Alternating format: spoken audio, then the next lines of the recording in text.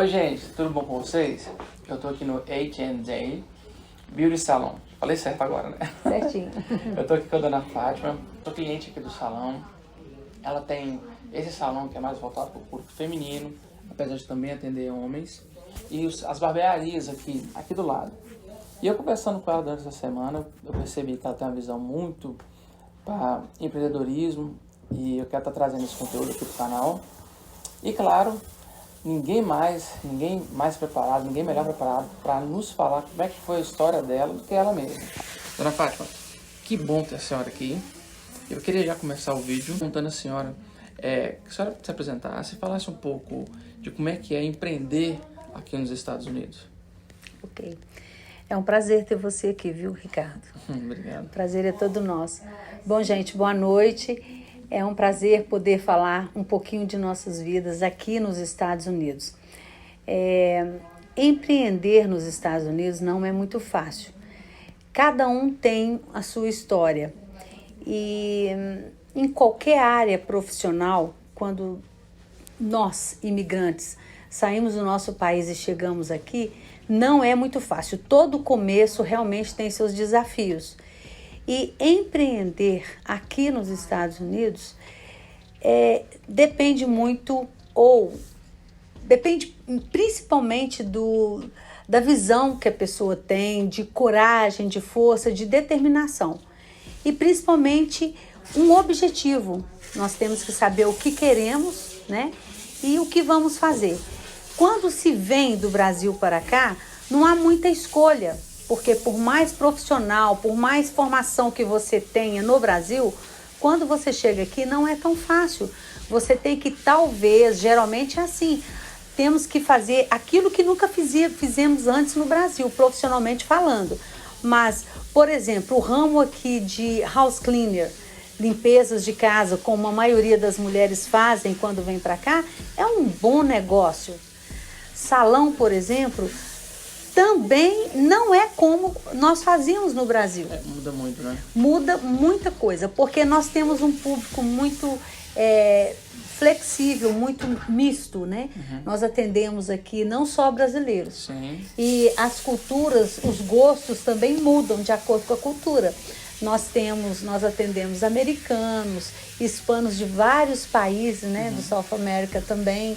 Então, isso diverge muito. Não é como no Brasil, que a gente já tem aquela tendência de cor, de estilo, que é fácil para seguir. Aqui não, nós temos já sabe onde vai, que aquela cliente aqui já é um padrão, né? É um padrão de estilo, né? Mas aqui não, aqui é mais versátil, seria. E eu acho que é interessante também, então, falar que a gente acaba tendo que se reinventar para atender mais outras culturas. Porque a gente traz as mulheres trazem a cultura delas para implementar aqui, que o brasileiro é admirado no mundo inteiro. Eu acredito que seja isso. Mas aqui, quando a gente está oferecendo um serviço para alguém, a gente tem que agradar aquela pessoa que está recebendo esse serviço. Então a gente não pode, digamos que, colocar a nossa vontade, o nosso gosto, certo? Uhum. Naquele cliente.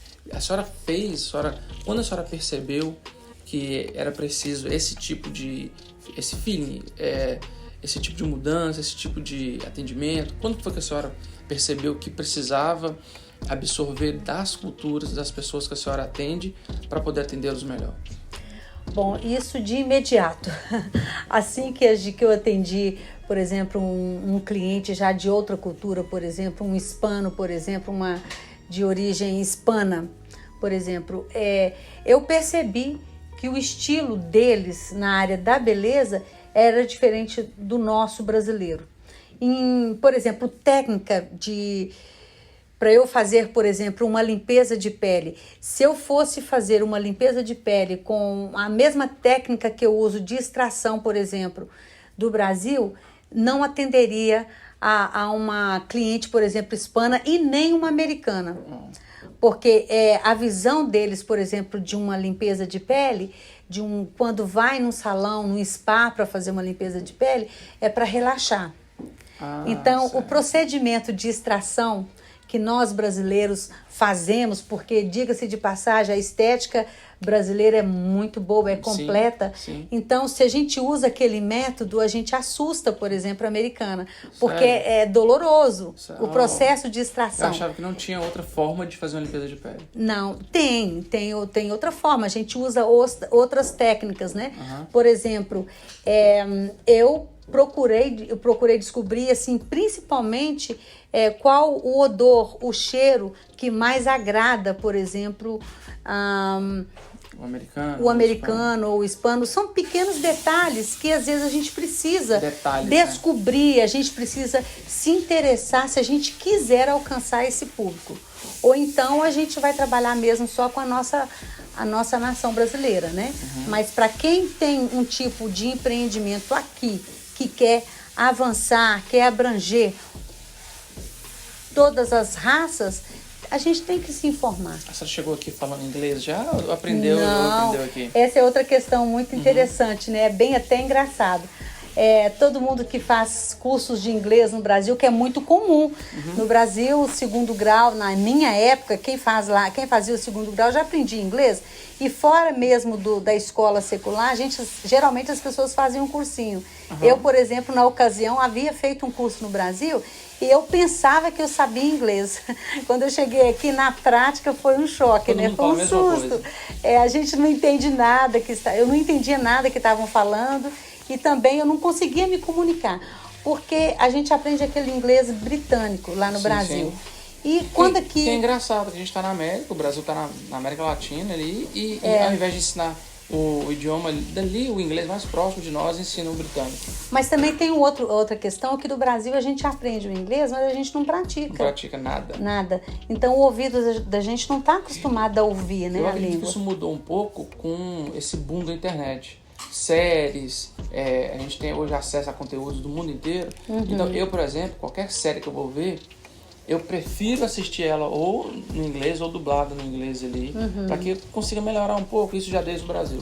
Com certeza. Mas eu queria perguntar para a senhora também, assim, de todos esses quase 20 anos que a senhora está aqui já no mundo dos negócios, caminhando assim, qual foi a maior dificuldade que a senhora encontrou quando começou a empreender, ou o que a senhora fez de errado, a senhora errou em algum investimento, em alguma coisa que a senhora fez, que a senhora podia falar pra gente aqui, que a gente possa servir de exemplo, de experiência, que a senhora possa ensinar pra gente. Aí eu fiz isso e eu não poderia ter feito, ou eu me precipitei, ou eu tive que esperar mais um pouco. A senhora teve alguma experiência desse tipo? Bom, deixa eu pensar. Investimentos, empreendimentos, a gente sempre, quando a gente almeja fazer determinada coisa, a gente tem que planejar um pouco antes, né? E eu confesso que eu não estou me lembrando assim de imediato o que eu tenha feito, que eu deveria ter esperado mais um pouco. Talvez quando nós, na ocasião em 2008, quando aconteceu aquela crise imobiliária, né? Eu vou dar um exemplo positivo, tá?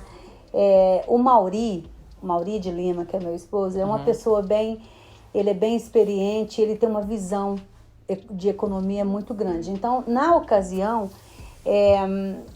se fosse por mim, nós teríamos não nos dado bem, mas nós tínhamos uma casa e ele teve uma visão antecipada do que aconteceria. Então ele disse, olha, nós temos que vender, porque está vindo, vai ser difícil depois manter, nós conseguimos pagar o mortgage dessa casa. Então foi uma coisa boa, que eu a princípio relutei, e eu disse, não, você está maluco, agora que nós compramos a nossa casa, uma casa bonita, de uma família, lá na cidade de Linden. E aí ele insistiu, falou, nós precisamos vender. E vendemos e deu certo. Foi muito bom. Aquela crise imobiliária foi o que pegou muita gente desprevenido, né? E muitas pessoas que fizeram investimentos naquela época, lembrando aqui, eu fiz na ocasião, eu abri uma estética naquela época que não estava boa financeiramente falando. Pra ninguém, sabe? Não foi muito bom. Eu segurei ainda por uns 8 anos, mas não foi muito bom financeiramente falando. Hoje eu olho para trás e lembro se eu não tivesse feito o que eu fiz naquela ocasião, eu tivesse esperado mais um pouco, teria sido melhor o resultado. Mas também eu acho interessante falar que, por mais que não tenha sido tão bom, a experiência a senhora continuou tendo e agregou muito na carreira como esteticista da senhora. Com e certeza. Hoje, o que depois, mesmo nessa crise de coronavírus, nessa situação, esse estado de saúde aí, né, que o mundo tem vivido tudo, as coisas mudaram, o atendimento mudou, a senhora deve ter ficado muito tempo aqui fechado. Quanto tempo a senhora ficou aqui? Ficamos em torno de 4 meses. 4 meses fechado. Então, assim, de março até junho. E isso é uma crise que tá pegando o mundo inteiro, empreendedores, pequenos, grandes, médios empreendedores estão sofrendo, mas como é que a senhora fez para continuar aqui com esse sonho, com essa luta e tá hoje conseguindo caminhar? Qual foi, assim, a ação que a senhora tomou para conseguir manter, porque 4 meses de portas fechadas, a gente sabe que os custos aqui nos Estados Unidos são altíssimos. A gente estava falando antes das taxas, dos impostos mensais, do aluguel do imóvel, qualquer coisa do gênero. O que a senhora fez para que a senhora não fechasse as portas? Bom, Ramírez, esse vírus veio e nos pegou de surpresa, como pegou todo mundo. E o nosso ramo, mais do que qualquer outro, Sim. Nós somos prejudicados, né?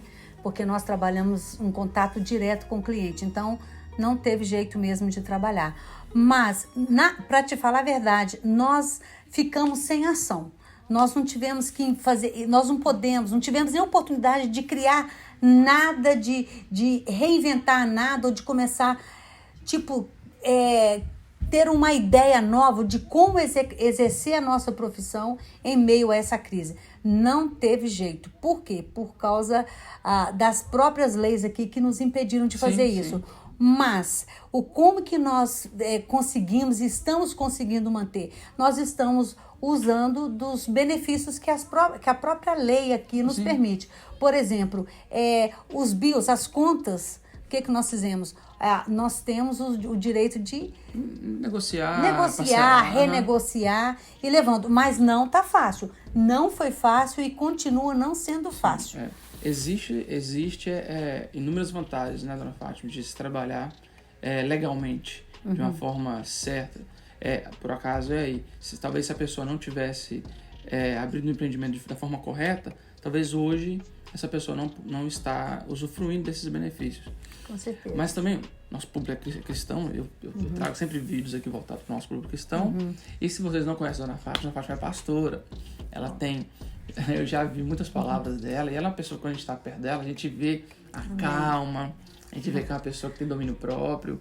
Amém. Então, para finalizar, Dona Fátima, eu acredito que, como senhora, muitos irmãos nossos em Cristo ali têm negócio, fazem bolo em casa para vender, qualquer tipo de negócio eles fazem ou inventaram para se manter durante essa pandemia, essa situação. Eu acredito que a pandemia está acabando, nós já estamos aí nos acostumando com a situação, mas a consequência de tudo isso ainda está por vir, penso eu. Alguns já têm sofrido com isso, outros não. A senhora já falou que como foi, como está sendo e como a senhora imagina que vai ser. Eu acredito que a senhora tem se sustentado muito na palavra, muito em Deus, para se manter firme na fé. Eu queria que a senhora deixasse aí uma palavra de motivação, uma palavra de força, o pessoal que está nos assistindo. O que a senhora tem para deixar para nós? Bom, gente, ele já falou tudo. Diante desta situação que tem nos ocorrido, só mesmo buscando a graça e a força de Deus. É o que nós fizemos e continuamos fazendo, lendo a palavra, orando, nos fortalecendo em Deus para continuarmos crendo e esperando que virão dias melhores. Nós sabemos que em Cristo há até uma frase, um jargão aqui no Brasil se fala muito, em Cristo não há crise. E eu creio que o nosso Deus, ele é o dono de tudo, né? Ele é o dono do universo, ele tem um controle de tudo nas suas mãos. Então, a minha palavra é essa, nós não temos para onde ir se não for sob a direção do próprio Deus. E com ele nos guiando, nos orientando dia após dia, nós vamos vencer qualquer que seja a nossa área, a sua área de profissional. Tá faltando hoje, mas o salmista Davi, ele disse que ele já era velho e ele jamais viu um justo mendigar o pão. Então, baseado nesta palavra, nós cremos que o nosso Deus, ele é todo poderoso e é Ele que nos fortalece. É claro que os negócios não estão como antes, mas nós somos não otimistas, mas nós vivemos por fé. Amém. Porque quem crê em Deus não vive por vista, mas vive pela fé. E nós cremos que o nosso Deus, ele é o dono do tempo. E a coisa agora não está legal, mas vai melhorar. Eu não tenho dúvidas disso. Vai melhorar para você também, tá? Porque se Deus estiver em primeiro lugar na sua vida, você será abençoado e as coisas vão dar certo. Não depende muito da sua inteligência, da nossa competência, da sua, sabe, da sua força, da sua coragem. Claro que isso tudo agrega aquilo, o propósito que Deus tem para realizar na sua vida. Mas, em primeiro lugar, é a bênção de Deus sobre a vida. É isso que vale. É o que nós sugerimos que você deve buscar para a sua vida. Amém. Amém. Obrigado por estar aqui, por deixar essa palavra Amém. para o nosso público. Amém. E eu quero aproveitar que está todo mundo aí ainda, e com certeza vocês não perderam essa palavra. Quero convidar vocês para estar aí se inscrevendo no canal. Deixe seu comentário aí de como você tem passado por essa situação, pela crise, em que lugar do Brasil que você é, em que lugar do mundo você vive. A gente está aqui nos empenhando para estar trazendo conteúdo relevante para vocês. Hoje eu estive aqui com a Dona Fátima, bênção nas nossas vidas aqui. E essa é a nossa mensagem de hoje, tá bom? Que Deus abençoe vocês, um grande abraço e é isso aí. Deus abençoe.